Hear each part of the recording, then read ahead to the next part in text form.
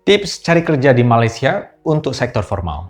Yang pertama, kemampuan bahasa Inggris. Menurut saya, hampir setiap perusahaan di sini yang mau rekrut tenaga profesional mewajibkan kandidatnya untuk lancar bahasa Inggris. Karena ketika nanti di interview memang akan pakai bahasa Inggris. Jadi kalau bahasa Inggris kita masih belum lancar atau masih belum baik, lebih baik dilatih lagi.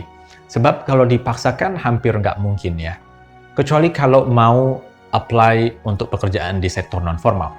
Yang kedua, apply lewat portal kerja. Dulu saya dapetin pekerjaan sebagai customer service di Malaysia sekarang nih, melalui portal kerja jobstreet.com. Dan memang banyak perusahaan dari luar negeri yang mencari profesional dari Indonesia lewat portal kerja ini. Kalau di Malaysia, seringnya pekerjaan yang berkenaan dengan customer service. Jadi mungkin karena di Malaysia orang lokalnya banyak yang tidak terlalu lancar bahasa Indonesianya, maka mencarilah mereka orang asli dari Indonesia yang punya skill bahasa Indonesia sangat-sangat advance. Tapi sebenarnya orang lokal di sini bisa juga sih sedikit-sedikit bahasa Indonesia sampai level advance, lumayan banyak. Karena mereka sebenarnya suka dengan dunia entertainment dari Indonesia. Mereka suka nonton sinetron-sinetron, film-film, dan lagu-lagu di Indonesia. Mereka bahkan tahu artis-artisnya. Mungkin dari situ mereka belajar. Oke, balik lagi tentang portal kerja. Jadi di Malaysia itu ada beberapa portal kerja raksasa. Setahu saya yang sering digunakan itu Jobstreet, LinkedIn, dan Monster. Fokus 3 ini aja udah cukup. Supaya lebih menghemat waktu dan tenaga ya. Ada sih portal kerja lokal lainnya, tapi menurut saya ini yang paling recommended. Terus kalau udah buka websitenya, coba hover ke bagian search dan tuliskan Indonesian atau bahasa Indonesia atau Indonesian speaker. Maka nanti hasil pencariannya akan memunculkan lowongan-lowongan yang butuh skill bahasa Indonesia ini. Saya sendiri keterima di kantor saya saat ini karena Mbak Lina Jobstreet dengan kata kunci Indonesians. Nggak nyangka ya, ternyata Mbak Lina Jobstreet ini betul-betul bisa mengantarkan kita mendapat pekerjaan. Sampai Malaysia lagi. Karena selama ini kesannya kan Mbak Lina Jobstreet itu suka PHP. So, it's not always the case. Gimana nih kalau mau search yang lain kayak accountant atau engineer? Silakan aja sih, tapi menurut saya kesempatannya kecil ya. Karena mereka pasti akan memprioritaskan sumber daya manusia lokalnya dulu. Karena ngapain juga mereka hire dari luar negeri kalau orang lokalnya bisa kan? Kecuali kalau memang orang lokal di sini sama sekali nggak bisa bidang itu ya. Tapi menurut saya hampir nggak mungkin lah. Bidang-bidang yang mainstream kayak accountant, engineering, programming itu pasti banyak di sini orang lokalnya yang bisa. Selain itu karena kendalanya juga nanti ada di bagian imigrasi. Nggak mudah untuk perusahaan di Malaysia hire orang dari luar Malaysia karena mereka perlu apply ke bagian imigrasi kan. Jadi CV kita itu nanti akan dikirim ke imigrasi beserta nature job desk-nya kayak apa. Kalau nanti si bagian imigrasi ngelihat, kayaknya orang lokal juga bisa nih job desk kayak gini, sementara kita udah keterima di perusahaan itu, turns out status employment kita bakal di-reject sama imigrasi, automatically nggak bisa lanjut untuk kerja di Malaysia. Yang ketiga, apply lewat website perusahaan langsung. Banyak perusahaan yang mencantumkan halaman karir di website mereka, kayak Oyo, Agoda, Shell, Traveloka, dan lain-lain. Biasanya mereka butuh kandidat yang bisa bahasa Indonesia fasih untuk ditempatkan di negara-negara tertentu, termasuk Malaysia. Coba aja apply. Yang keempat, apply lewat relasi. In short, manfaatin temen lo. Maksudnya manfaatkan relasi yang ada untuk dapat pekerjaan di luar negeri. Coba tanya teman atau saudara gitu ya, ada nggak prospek untuk bisa kerja di Malaysia atau di mana gitu. Tanya saya juga di kolom komentar. Syukur-syukur di perusahaannya sedang butuh orang dan kita bisa nitip naruh CV sekalian.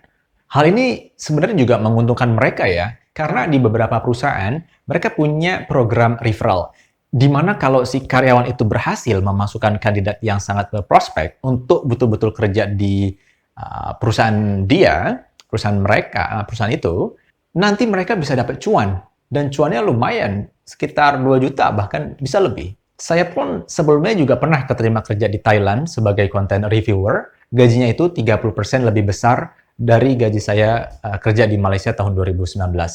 Itu lewat teman yang udah kerja di Thailand, lewat program referral. Tapi kemudian saya batalkan karena istri waktu itu sudah hamil. So, untuk teman saya yang udah bantu masukin saya di Thailand, terima kasih bro, namanya Bro Hendras. Semoga sehat-sehat terus ya sama keluarga. Jadi jagalah pertemanan kita. Selalu coba bantu orang lain agar orang lain juga berbuat hal yang sama kita. Hubungan baik yang kita bina saat ini adalah investasi berharga di masa depan. Dalam salah satu hadis Nabi Muhammad yang diriwayatkan oleh Tobroni, beliau bersabda, manusia yang paling dicintai oleh Allah adalah manusia yang paling bermanfaat dan berguna bagi manusia yang lainnya. Dalam hadis lain, Nabi Muhammad bersabda, sesungguhnya Allah akan menolong seorang hambanya selama hamba itu menolong hamba lainnya. Selanjutnya, yang kelima, pasang portfolio online. Sekarang ini zamannya serba digital. Sosial media sebagai salah satu entity di dunia digital sering menjadi pertimbangan perusahaan untuk rekrut kita atau enggak. Coba letakkan link sosial media kita kayak Instagram atau channel YouTube di CV kita. Tapi pastiin dulu konten-konten di sosial media kita itu relevan dengan pekerjaan yang mau kita apply. Kalau kita travel vlogger dan apply di perusahaan travel, itu contoh yang relevan. Dengan cara ini, si recruiter atau perusahaan bisa lihat jelas visi kita kayak apa, bagaimana cara kita berbicara di depan layar kayak gini. Ya minimal mereka udah lihat kita lah, dan punya persepsi awal siapa kita. Jangan lupa kasih watermark if necessary, supaya nggak ada yang mengakui hasil karya kita. Yang terakhir, jangan menyerah terlalu cepat. Waktu saya lulus Desember 2015, saya udah mengirimkan CV ke lebih dari 500 perusahaan dari berbagai macam situs portal kerja itu di tahun 2015 aja. Nggak percaya? Percayalah, karena kan kita tinggal klik-klik aja untuk apply. Ya meski ada juga yang perlu pengisian data manual. Bagian yang paling saya sebel.